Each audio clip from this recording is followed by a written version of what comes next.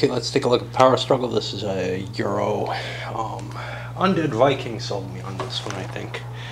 He did a video of it back around when it came out, and it looked interesting, and, you know, I probably wouldn't have even noticed it if I hadn't seen a cheap copy. I think I bought this brand new. I know it was in pristine shape when I opened it up a couple months ago, or a couple weeks ago. To actually play it. My wife and I gave it a shot. I'm going to cover it. I'm of course going to do the intro, but chances are one of the other people who's covered it can give you a better idea of the rules. But I'm going to do it just to refresh myself. What do we have in this? Well, it's a 5-player game, so we got 5 different counters.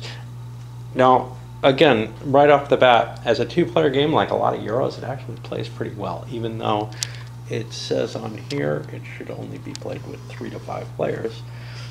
I had no problem with it. It was, you know, there are differences to how the game is going to play in multiple players from how it does in 2. In particular, there's bribes, which as a mechanism probably have a significantly different play through them. But there are situations, I can speak about this in 2, where quite often you accepted a bribe and you gave the person what they asked for it, because they kind of hold something over your head when they're making the bribe. It's you know, it's not just a, hey, you want to cut a deal that'll help both of us. No, it's something that they offer that maybe you want to take, maybe you don't. So each player has a bunch of these little meeple type things that they're going to use to track a number of different things. They use them on their tracks as victory point markers. They also use them in these locations to indicate offices that they have. This is a game about corporate intrigue, but at fairly high levels. In particular, you have the CEO, you have the board, and you have various offices that you're going to manage.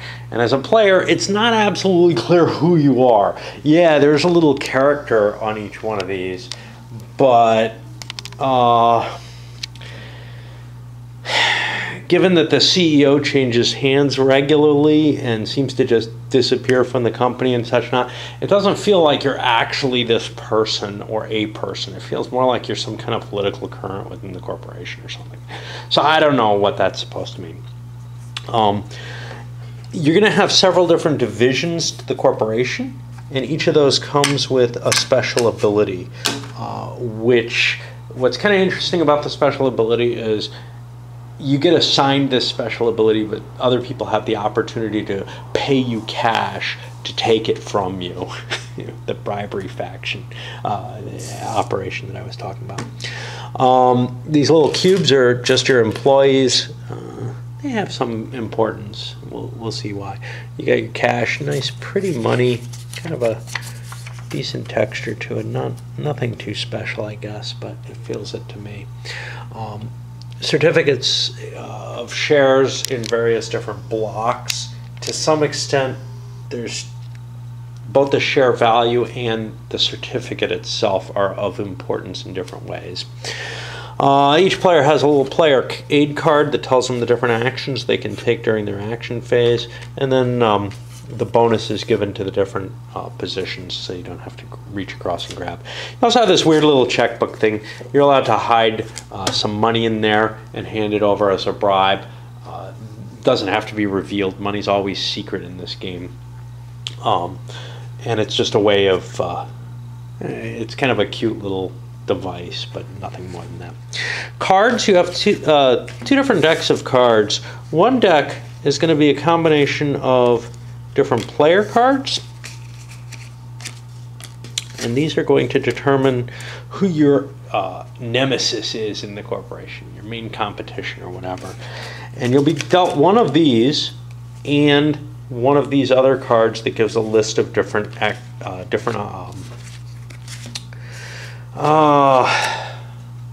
competencies that you can score points in. And your goal is basically to beat your main competitor in all 3 of the things listed. If you draw yourself as your competitor, I think you have to beat everyone in 2 out of the 3. In 2 players, we decided to kind of forego that. We just dealt this out to see which 3 you have to beat your competitor in, because it really just kind of weakens the game to give that opportunity. But in 3 or more, it makes perfect sense as written. And then you've got this deck of cards, which is a series of events, which gets shuffled every series of turns, to call it a round or whatever. And then one of the players, the communications director, is going to get to stack the deck. He's got these 2 cards, which are always going to be events in every year, round, whatever you want to call it. And then some of these which he can stack in it. And not all of the random events have to be played. These 2 special ones do have to be played. We'll get into the mechanisms that dictate that in a moment as we go to the rules. The victory conditions of the game is to give 4 victory points. You get victory points for basically hitting the green areas in any of these. You get another victory point for succeeding in defeating your nemesis. And there's one more available over here on the console chart. This works kind of like these. Basically, you need to have 3 little figures in different locations here. So this would not succeed, but this would succeed in getting you your victory point for that. So how does the game work? Well, at the beginning of the game, we deal out one of these and one of these to each player, so they know who their arch nemesis is and what their goals are in terms of beating that person. Again, if it's themselves, they have slightly different rules, which may actually be harder. The sequence of play, well, it starts out each turn and the beginning of the game with a mechanism to determine the director's meeting situation. Let us talk about the starting setup, because in a sense that's a part of the play. And what's going to happen there is you start in clockwise order, and I'm going to do counterclockwise as I always do running around here if you watch the playthrough. And each player gets to choose a starting office, and I believe they get 3 employees with them. Employees have some value. An office needs to have employees going in it in order to maintain itself. And each player in turn gets to pick one. Well, they don't have to put themselves, I'm sorry, they don't go here. These are the directorates. They don't have to put themselves in one of them. They could also take instead the leftmost chair over here that's open in the board of directors. And there's reasons you want to do either of these. However, I would say getting placement down here is of more value in the long term than up here. These kind of come to you for free if you position yourself well on the board, but there may be good advantages to starting quickly. After you go all the way around, you kind of do a serpentine, you come back around, each person gets a second pick, and then you come back and each person gets a third pick. And then whoever was going first gets to be the starting player for that round. And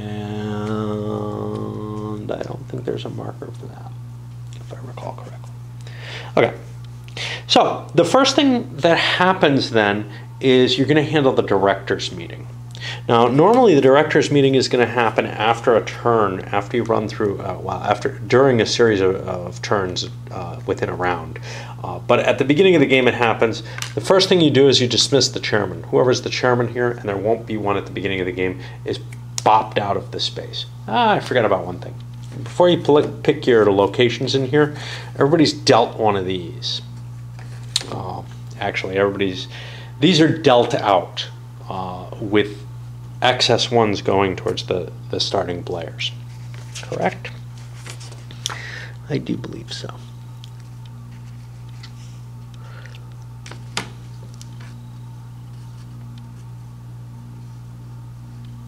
Each player is also going to get 800,000 peanuts, and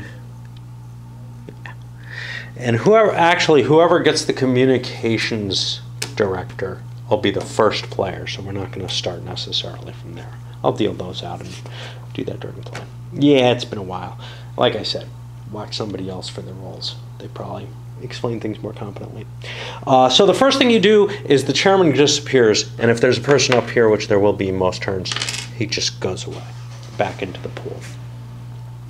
The next thing that happens is you elect a new chairman. Well, this isn't really an election. What happens is whoever's sitting in this chair moves up to the chairman, right?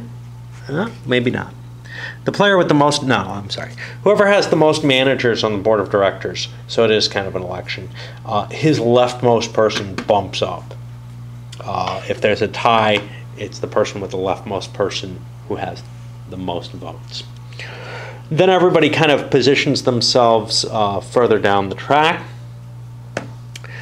Then you determine division heads. And the way division heads are done is by the number of little manager figures that you have in a particular division. So if you have the majority, you're going to get a bonus person who gets put in place in terms of being in charge of that division. If there's a tie there, it goes to whoever has the most employees in that division out of the tied players. And if there's still a tie, it goes to whoever's the furthest up the track.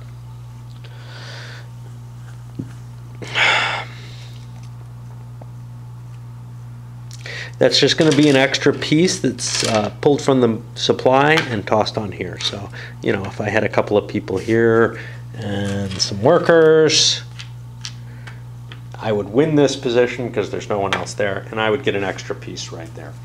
That piece doesn't, you know, come from my managers or anything. You never promote from within. There are special cases to handle this, but I think I handled it all. After you determine what all the different positions are, these are then handed out to people, and they'll all be handed out face up with the kind of grayish side facing them. So this guy's development, we'll look for that for him, and we'll give him that. And that's going to give him a special ability, which he can use as long as he has this card face up. If that card gets turned face down, or if somebody else gets the card through a bribe or whatever, he no longer has that ability. The other person does, or no one does if it's face down. The motivation marker is going to be reset at 6 at the beginning during each shareholders meeting. And then the Director of Communications takes these two cards. The rest of these cards get shuffled together, and he pulls 6 of them out, a handful of these. And then he's allowed to stack the deck. Now, there's this moron event, which is a penalty for the Director of Communications, the division head of communications. Generally, you don't want to play that, because if you intend to remain division head of communications, it's going to cost you 100,000 peanuts. But if you're planning on resigning the position, it might not be a terrible thing. It gives you an extra card, so an extra action. Gives you more flexibility, though, if you tuck it behind the deck. You've got rules for setting this up, which is this has to be before the directors' meeting. It has to get played. The directors' meeting has to be from the 5th card down or lower. And so you can stack the deck. So like I could take, I don't know, 3, 4, 5, 6, 7, 8. And now I have a deck of events that we're going to run through in order. And if you look at them, they're going to come through in the order I stacked them because of the way I did it. I was clever, so the bonus payment comes first. And then this is going to be on the 5th card or lower down in the deck. This thing is the end of the turn. So whatever cards you bury under it aren't going to have any effect at all, unless something weird happens. But I don't think anything weird can happen. Okay. And what's going to happen on each turn is the communications director turns one of these over. The event takes effect. So this one, you'd read the little thing. According to the company's statistics, the majority of employees is very satisfied with the management. Motivation decreases by 1. Okay. You want motivation to go low. You get lots of bonuses by screwing the employees over, for whatever reason or rationale there is behind that. This one makes very little sense, but I guess being told that everybody's happy will make people less motivated. I don't know. But some of them are like, the lunchroom is closed at all times except between, 12:15 and 12:45, which makes more sense to decrease motivation, right? Okay. After you play the event, each player is then going to get the opportunity to play an action. And let's take a look at those actions. Those actions are listed through here. You only get one. You may hire employees, in which case you take 2 employees and you add them to one of your departments. Departments are places where you have 1 dude. Something called main departments are places where you have 2 little dudes. Those are kind of cool because they can't ever be destroyed. They don't need workers. There's some general rules that are in play here. One of which is if you never have work, if you lose all your workers in a department, it closes. But if it's a main department, it stays alive. Let's see. These rules are really horrible. So luckily, I remember many of them. Okay, so here's the general rules, which are spelled out. They don't really make too much sense. No more than 6 employees can be in a department or main department. A department must have an employee. If it ever has none, it'll be closed and the manager's returned. So if this employee gets killed, we remove the manager as well. A main department can exist with no employees. And whenever you create a new department or something, you fill the topmost slot that you can. Whenever a department gets vacated, everybody shifts up. Okay. Those are just some general rules, but let's go over the rest of the actions you can take. You can create a department. This has 2 options to it. You can create 1 or 2 departments with your own employees, at least 2 employees per new department, one of which becomes the department head. So for example, here I could take these 2 employees, move them over here or down here or over here or whatever, and one of them comes out and becomes my new department head, and the employee that has just been promoted gets thrown back into the stock. Soup. Okay. That explains freshly spiced, doesn't it? So you can do 1 or 2 departments out of workers you already have on the board. But remember, if you take somebody like this out to move him to create a new department, well, you've just killed this department. So generally, you want to keep your people on the board. That wouldn't be the action you would take there. You could also create a new department with new employees. You take 1 employee and 1 manager from your stock and just place them on the board. You don't need to have pieces. You don't need to use employees that already exist. So it's kind of like hiring employees and throwing them right down on the board. This is very vulnerable, though, so it may not be a great idea. We'll see why when we look at the special abilities.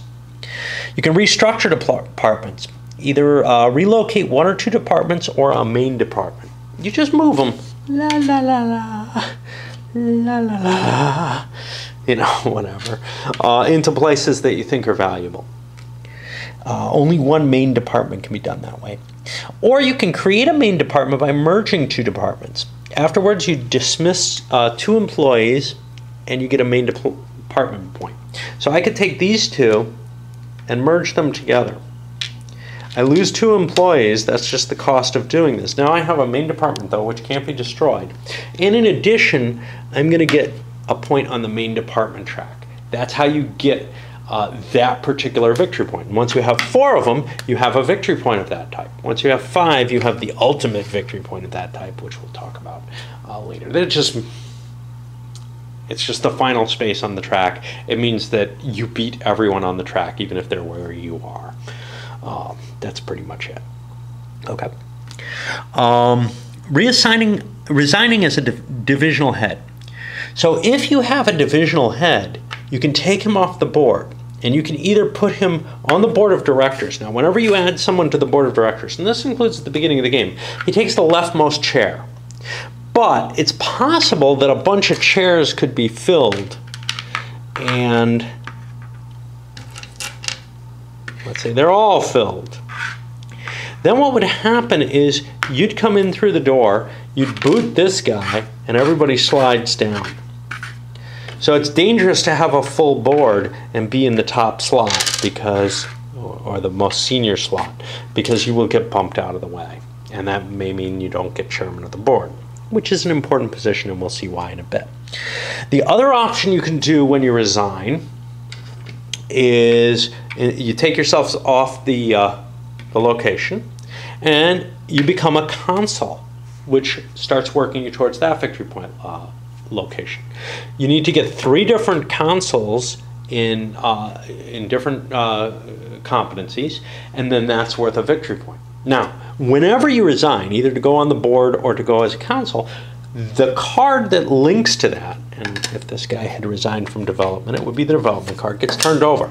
Doesn't matter who holds it. So if you get a position bribed away from you, you might want to resign. But there's one other thing when you resign. All your employees that are under you disappear. Okay.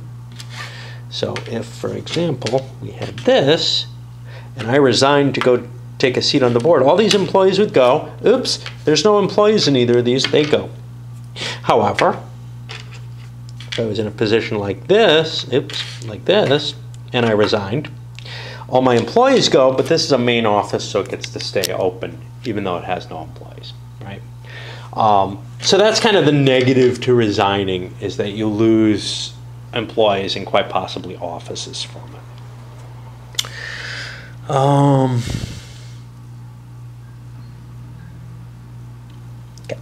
You can bribe players. To bribe players, you have to give them at least $50,000. Well, that's the smallest bill there is. You put it inside this little thingy. Let's give them 100.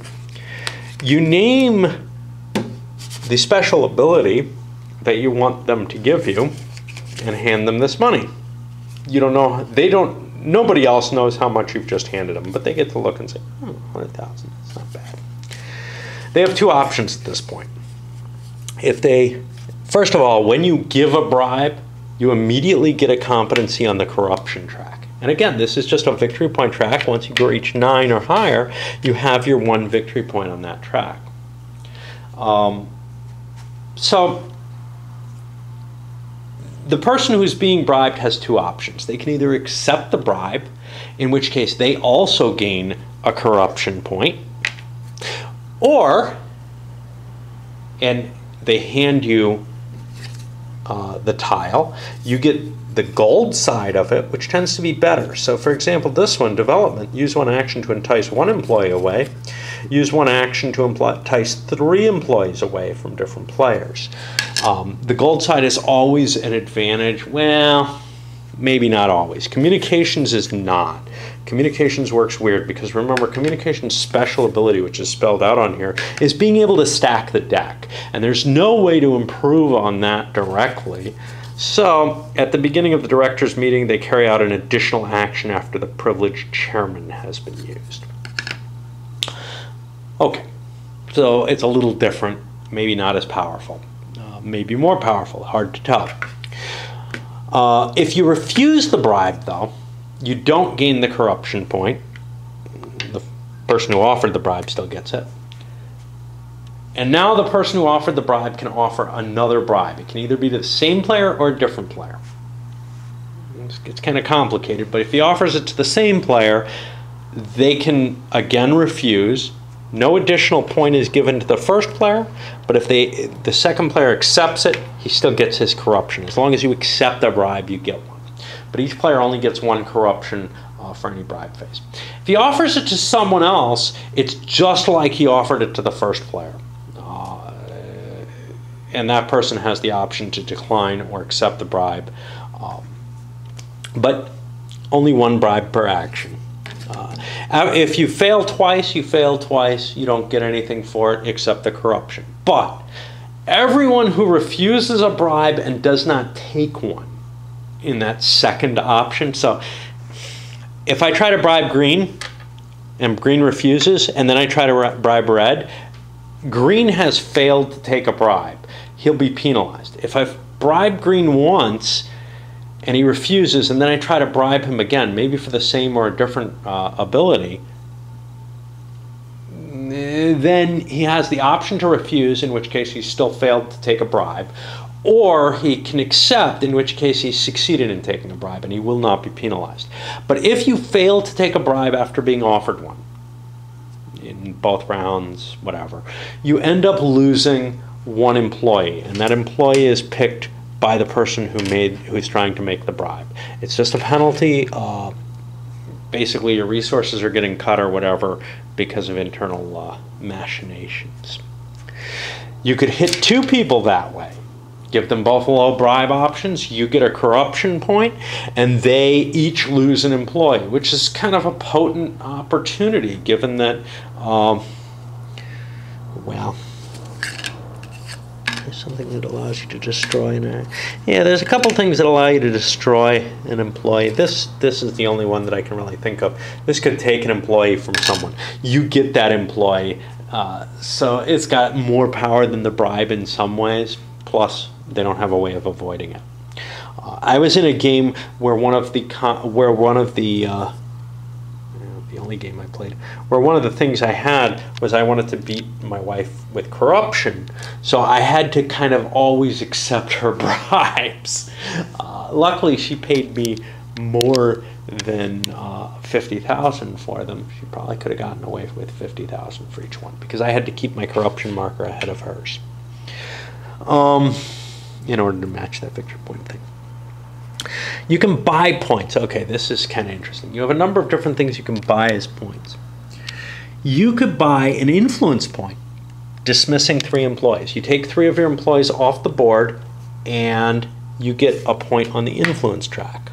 Again, that can get you one of your victory conditions. You only need 4. You can buy a main department. You just pay 1,500,000 peanuts. You put 2 dudes down, and you get a marker on the main department track. It's expensive, but sometimes it's the quickest way to get that out of the way. If you're close to winning, you pump up there. We'll talk about how you win in a moment. We've talked about the 4 victory points, but not how it works.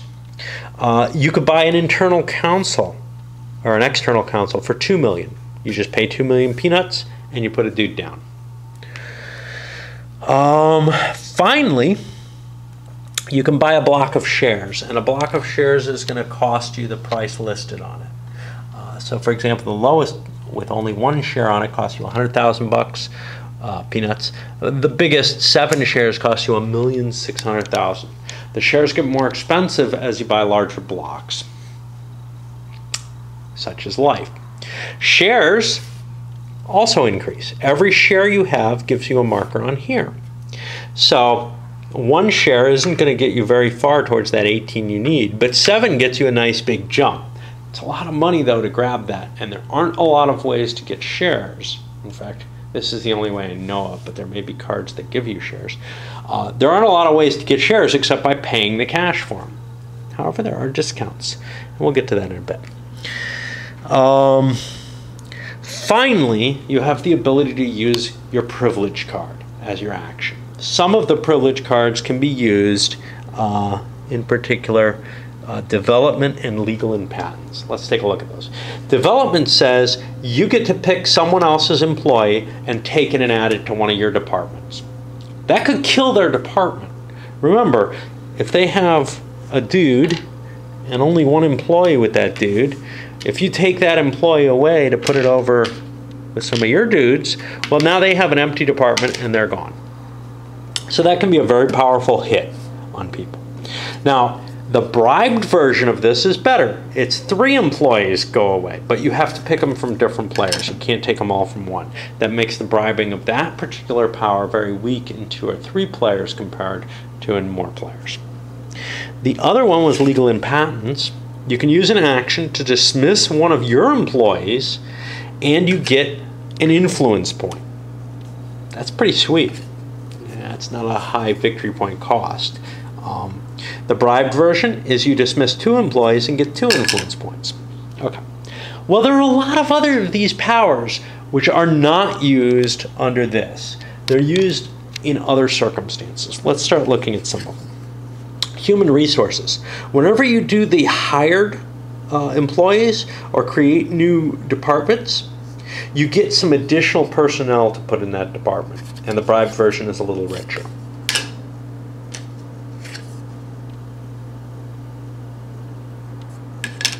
Accounting. Whenever you buy shares, you get some additional shares, again based on the motivation. The lower the motivation in the company, the more you get, and the bribed version is better. Okay, we haven't looked at all of these yet though. The chairman of the board's special ability is at the beginning of the directors meeting, he gets to create a new department with an employee. This does not apply at the beginning of the game. The bribed version is you get to create a new main employee, but there are no department. There are no new main department, but there are no employees, and you'll get a mark on the main department space for that. So that is a very nice towards getting you towards one of your victory points, having the chairman of the board. Communications, we already talked about the main one, which is being able to stack the deck after the department meeting, after the directors meeting. The bribery is just an extra bonus action after the chairman takes his privilege. The chairman can't prevent that from happening. If the chairman doesn't want to take his privilege, that still gets an effect. And if there is no chairman, well, that won't be bribed because it's the beginning of the game. Controlling is something special, and to explain this, I have to explain one of the special cards. So as we go through these, and each person gets one action, starting with the communications player every turn, well, the person who was communications at the beginning of the round. Finally, we come to the standard event bonus payment. Remember, this is going to come before the directors meeting. This is going to pay out cash to each player, and each share that they have, each block of shares that they have, this is misprinted, gives them 100,000 peanuts. Doesn't matter how many actual shares they have. The actual shares matter for victory conditions, not towards this. Each department they have, each little dude on the board with workers is worth 100,000. Any main department is worth 200,000. So basically you count the dudes and multiply by 100, sort of. We have to worry a little bit more. Each member of the board is worth 150,000, and the chairman of the board is worth 300,000 bucks. Peanuts. Well, this is where controlling comes in. Each department or main department gives you a bonus based on the motivation, and again, the bribed is higher. Okay, we got one more thing to worry about, which is when we come around to here, eventually we get the standard event directors meeting. And this happens at the beginning of the game as well. First thing, dismiss the chairman. The chairman goes away. We elect the new chairman. First seat moves up. If no one has the first seat in the chairmanship, then whoever holds the chairman bonus card, and that could be somebody who bribed that card away, becomes the chairman of the board. But as long as there's position, I'm sorry, not first seat, it's elected from among the people. Majority, largest number of seats furthest to the left out of them. Determine divisional heads, again, you count the number of people. Same situation as at the beginning of the game, you count the number of people. Then tiebreaker is the number of employees. Remember, employees aren't actual people. And then finally, it's furthest up. Well, if there is no one there, whoever currently holds that department card gets it. Even if it's a bribed department card, they get to replace whoever's in that position. And it doesn't matter whether it's face up or face down. This is what face down cards give you. It's the only advantage a face down tile gives you. Then you hand out the privilege cards. You give these out. Score influence points. We forgot to talk about this at the beginning of the game. It happens then too. The chairman gets 2 influence points on the influence track. That's a nice way to get some points. And each member of the board gets 1. This is why you want people up on the board, why you want to resign people onto the board, because it'll get you this very easy to get track that way. Most of the other tracks are kind of harder to get. Motivation goes back up, and then the event card deck is set up again. And that's what happens. Now this just keeps playing until during some round, during one of these cards that's being played, not the director's meeting, someone notices that they have 4 victory points. And they declare they have 4. Now, if they're clear on here, that they have 4, they can just point and say, I got 4. Oh, no, you only got 3, man. Okay, I got 4. But the 4th one, the one determined by their nemesis, they might have to reveal their nemesis card and their bonus, the requirements card, to show that they've fulfilled that 4th point. Now, they are locked in at the points that they reveal at that point. If their nemesis later ties them on a table, on one of the things, they don't lose that point. The game is going to end when every player's had one last opportunity, or one opportunity to play, when everybody's evened up. So if yellow went first and blue put themselves in this position and reveals, I'm winning because I beat my nemesis. And then green goes and nothing happens. And red goes and moves up here. That doesn't get rid of the nemesis card. And then black could go and get themselves up to 4 victory points. And black is also in a winning position. Now, if black could get themselves to 5, they would win the game. But basically, every player gets the same number of turns. That's one of the rules there. And there's a disadvantage to that, to being the communications player, right? Because someone else can maybe rip for a win. Maybe they can eke out a win just because they're going later in the turn. But we'll see. I mean, you should be able to win when you win, no matter what, right?